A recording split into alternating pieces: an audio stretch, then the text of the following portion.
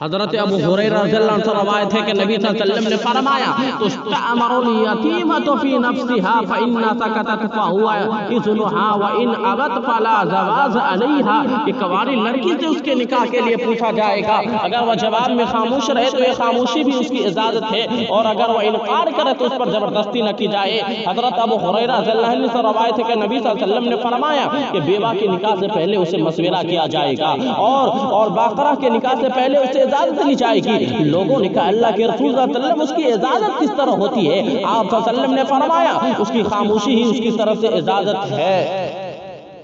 حضرت قاسم رحمہ اللہ علیہ فرماتے ہیں کہ حضرت جعفر کی اولاد میں سے ایک عورت کو یہ خطرہ لاحق ہوا کہ اس کا ولی اس کا وہاں نکاح کر دے گا جہاں اس عورت کو پسند نہیں، چنانچہ انہوں نے قبیلہ انصار کے دو بزرگوں عبد الرحمن اور مجمع بن جاریہ کو اپنے اس خطرہ سے آگاہ کیا، اور ان دونوں نے اس عورت کو تسلی دی کہ تم ڈرو نہیں، کیونکہ حضرت خنسہ رضی اللہ عنہ کا نکاح اس کے والد نے وہاں کر دیا تھا جہاں اسے پسند نہ تھا، تو اللہ کے رسول صلی اللہ علیہ وسلم نے اس نکاح کو فسخ قرار دے دیا، یعنی ختم کر دیا۔ مراد یہ کہ تمہاری رضامندی کے بغیر تمہارا ولی یہ نکاح نہیں کر سکتا، اگر اس نے کر بھی دیا تو رخصتی سے پہلے ہی قاضی کے ذریعے اسے فسخ کرایا جا سکتا ہے۔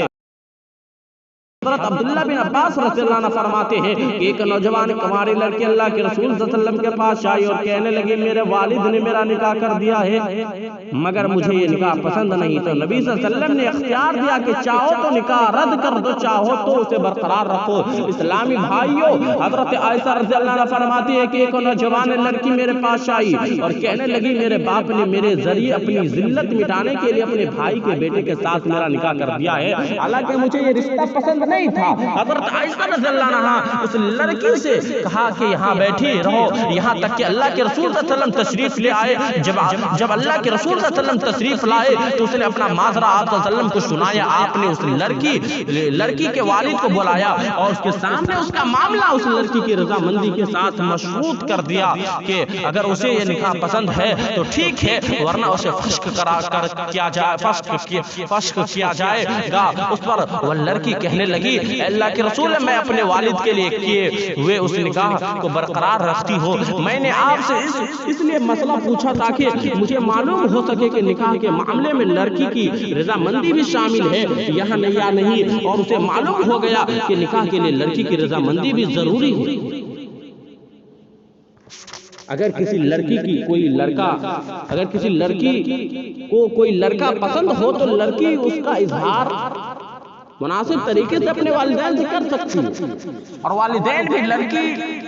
پسند کا احترام کرتے ہوئے معروف طریقے سے اس کی وہاں شادی کر سکتے ہیں۔ لیکن اگر والدین اس رشتہ کی چھان بین کرنے کے بعد اس نتیجہ پر پہنچے کہ یہ شادی میری بیٹی کے لیے مفید نہیں ہے